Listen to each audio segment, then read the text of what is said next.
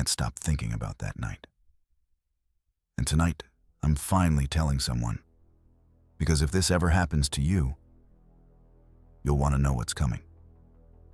It was late August, the kind of night where the heat sticks to your skin even past midnight. Thick, wet, suffocating. Somewhere out in the dark, crickets screamed like a chorus of warnings. We just left a wedding 3 states away. Dana, my girlfriend, and our friends Mason and Olivia were with me. Exhausted, a little drunk, laughing too hard at nothing at all because the night refused to end. Mason was behind the wheel, Olivia half asleep beside him. Dana's feet perched on the dashboard. I stared at the highway. Empty. Miles of black asphalt vanishing into nothing. No headlights behind us, no buildings. Just darkness swallowing everything our beams couldn't touch. And then, the GPS rerouted. Construction ahead. Take exit 41B. The GPS said it so calmly, like it was helping us. Mason didn't hesitate. He turned onto the exit without a second thought. Because that's what you do now. You follow the voice. At first, the road seemed normal. 2 lanes, faded paint, fields stretching into darkness on either side. But then it narrowed, and narrowed again. Cracks split the asphalt like spider webs, weeds clawing through the center line as if the ground itself wanted to swallow the road. The trees thickened, towering above us, ancient giants blotting out the sky completely. Mason slowed. 30 miles an hour, maybe less. How long is this detour? Dana asked, voice barely above a whisper. Olivia checked the GPS. 12 minutes. Then it reconnects to the highway. 12 minutes.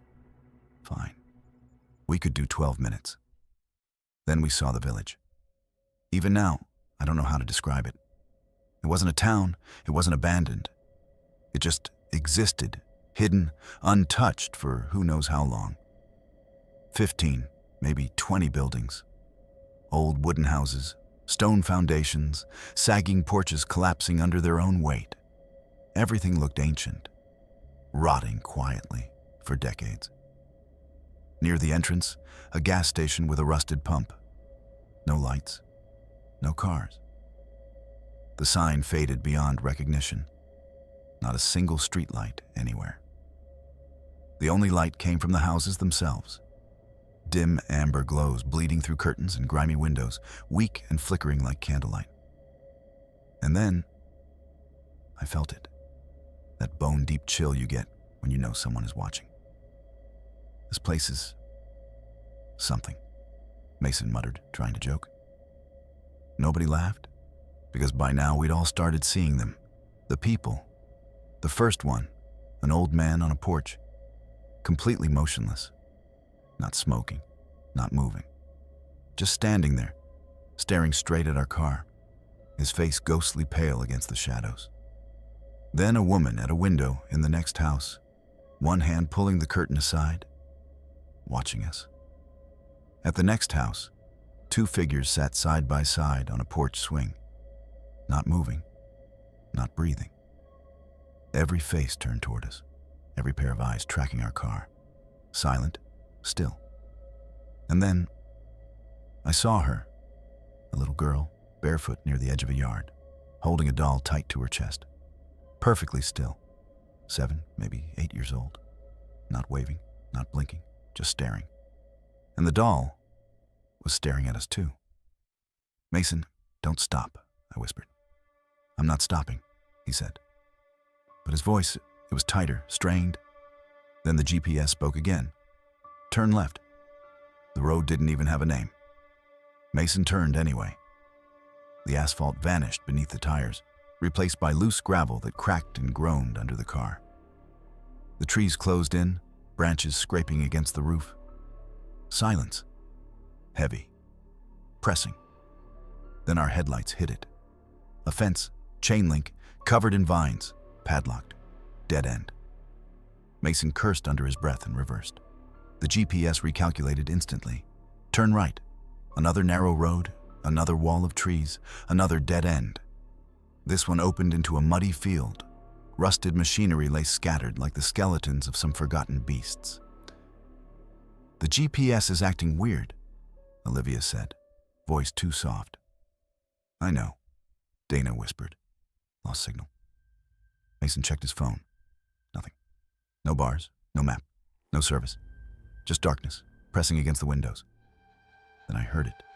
Low, heavy, diesel, somewhere behind us. I turned slowly. Headlights, far down the road. A pickup truck, sitting perfectly still in the darkness. Big, dark, engine idling. Its lights dim, like whoever was inside didn't want to be fully seen. "Where did that come from?" Olivia whispered. No one answered. None of us had seen it arrive. Mason started driving. The truck followed, not aggressively, and that made it worse. Every turn we took, it followed. Every road we tried, it stayed behind us. Always the same distance, close enough to remind us it was there, far enough to pretend it wasn't. And every road ended the same way. Fence, field, trees, dead end. Again, again, and again. The place, it didn't feel random, not abandoned, not natural. It felt built, designed to trap anyone who didn't belong. Then Dana saw it. Her phone nearly dead, but she'd downloaded a patch of offline satellite maps earlier. She zoomed in, checking the roads around us, and froze. "There," she whispered. Mason leaned over. "What?" "There's a gate." Through the faint satellite image, we could just make out a fence line cutting across the road we'd entered. And beside it, a tiny marker. Private property. No trespassing. Enforced.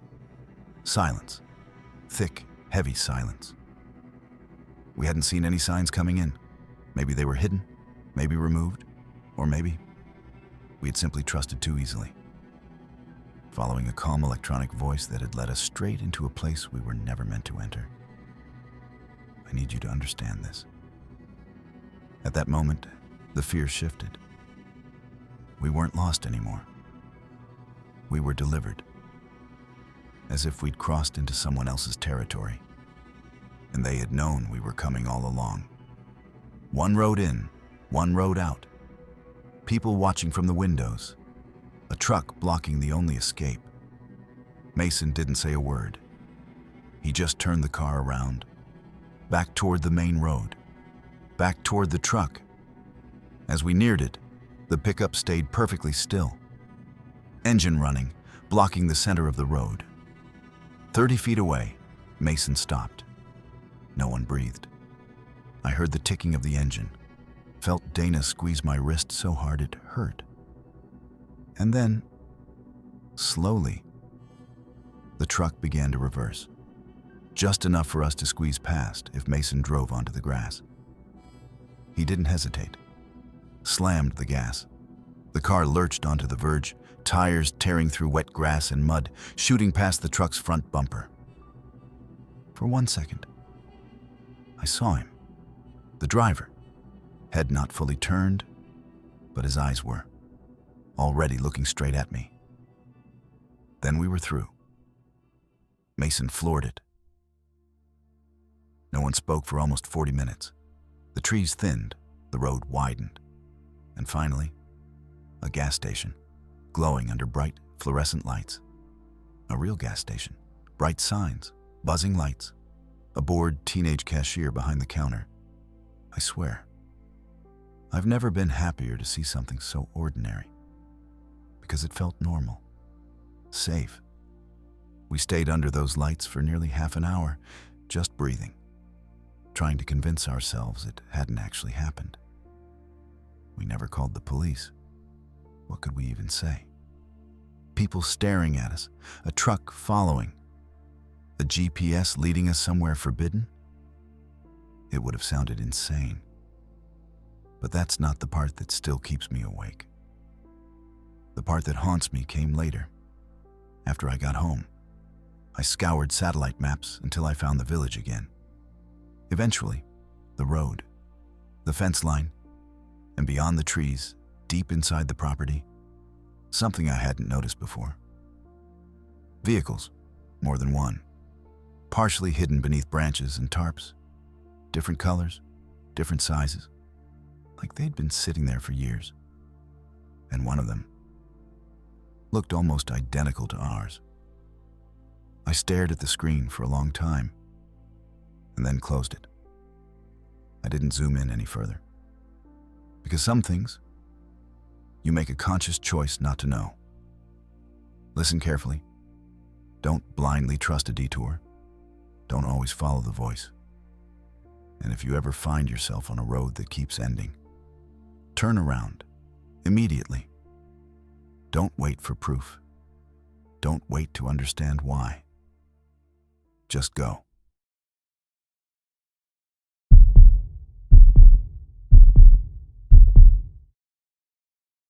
I know that road like the back of my hand. Every exit, every bend, every rest stop, I've memorized it all. But that night, on a stretch barely 12 miles long, I was trapped for almost 3 hours. And I knew, deep down, something had gone horribly wrong. And the strange part is, I can't even point to the exact moment it started. It was a Thursday in late October. The kind of evening where daylight doesn't fade. It vanishes, almost violently, leaving the world darker than you expect. It felt less like night arriving, and more like something shutting off. I was driving back from my mother's house, a route I take every few weeks without thinking. Same road, same timing, 90 minutes that usually pass without incident. Nothing unusual. Just me, a thermos of coffee long gone cold, and a playlist I wasn't even hearing anymore. I was tired. Not dangerously. Just that slow, creeping kind of exhaustion, where every thought feels half a second behind. Like I'm always chasing my own mind. Even my sense of time felt slightly delayed, like the world had started buffering. About 40 minutes from home, the world in front of me froze. Traffic had stopped, completely. Red brake lights stretched ahead, unbroken, not a single car moving. The radio crackled with confirmation. An accident further up. 2 lanes closed, no idea when it would clear. The GPS pinged almost instantly. Take the next exit. Detour available. Estimated delay, 17 minutes. I obeyed, trusting it, and drove into the unknown. I remember not questioning it, which in hindsight feels like the first mistake. The exit spat me onto a narrow, unfamiliar 2-lane road. Not unusual. Back roads all blur together at night. Fields pressed close on either side. Hedges like dark walls.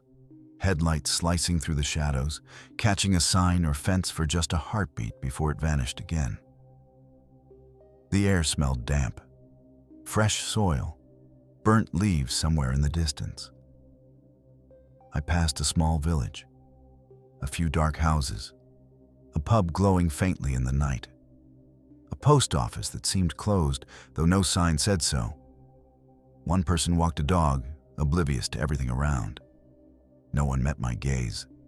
Everything looked normal. Too normal. And that silence between the houses didn't feel empty. It felt deliberate. The GPS instructed, "In 2 miles, turn left." I turned left and stepped deeper into the unknown. The road narrowed, hedges pressing in, asphalt rough and uneven. The tires hummed differently, the steering wheel vibrating under my hands. Then the first orange sign appeared. A temporary roadwork sign, arrow pointing left. Another one appeared a few hundred meters later, and then another, all pointing left. There was no reason to doubt them. So I followed, deeper into the twisting maze. Left turn after left turn. At some point, I stopped mentally counting turns because it felt pointless, like the road had stopped offering alternatives entirely. About 40 minutes in, I glanced at the GPS. It still read 23 minutes to my destination, the same as before. I told myself it was just recalculating. Weak signal in the rural night. Nothing unusual, yet. But then I saw the same pub again, the same building, the same dimly lit sign, the same street. I slowed, staring longer this time. I was certain I hadn't turned around, hadn't missed a junction, hadn't looped back, and yet it was the same place. The hanging basket outside, dry and dead, swayed slightly in the cold wind, peeling paint around the doorframe. That's when it hit me. Something wasn't right. Not fear yet. Just the uncomfortable realization that my memory and the world didn't fully agree anymore. I told myself it was just another pub. At night, they all look alike. Same shape, same dim lighting, nothing to worry about. So I kept driving. The road stretched into open fields again. Darkness pressed in on both sides, the low clouds above reflecting a faint, unsettling orange glow from somewhere I couldn't place. Even the horizon felt like it had shifted slightly when I wasn't looking directly at it. And then a petrol station appeared. It looked abandoned. The forecourt cracked, weeds sprouting through the concrete. The roof canopy leaned slightly, as if it had been damaged and forgotten. Two rusting pumps stood silently underneath. One still displayed a faded price, too old to place in time. I barely registered it, noting it quietly before moving on. 10 minutes later, I passed it again. The same station, same position, same details. That's when I pulled over. I stopped on the side of the road. Engine still running, heater still on. Fields completely silent around me. No other cars. I looked out the passenger window at the petrol station. It didn't make sense. Not in any obvious way. And the silence outside the car felt heavier than the engine noise inside it. I opened the GPS and zoomed out. And then I saw it. The road wasn't a line anymore. It had become a loop, a tight, confining loop, barely 3 miles across. My route traced over itself again and again. Left turn, right turn. Back onto the same streets, overlapping paths I hadn't noticed while driving. It wasn't guiding me forward. It was trapping me inside the same circuit. The orange signs made sense now, in a terrifying way. Temporary diversions, poorly coordinated, some rotated wrong, some pointing straight back at each other. One wrong sign like that, and you're caught. And I remember thinking how fragile it all suddenly seemed. Like something so small shouldn't have been able to do that. I turned the GPS off, completely. Then I opened a map app, dropped a pin on a town I recognized from earlier signs, and forced a straight route. No detours, no suggestions. Just a single line stretching from where I was to somewhere real.